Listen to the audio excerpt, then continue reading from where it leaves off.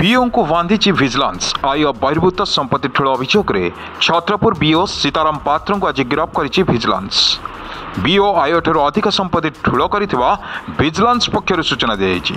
गतकाली बीओंकर गंजाम जिलार छत्रपुर सरकारी कार्यालय ब्रह्मपुर सहर रामकृष्णनगर घर समेत 3टी स्थान और पल्सर 2टी स्थान में एकाकालीन चढ़ाऊ कर चढ़ाऊ बेले बीओंकर 3टी बहुतल कोठा ठाब करते विजिलेंस टीम।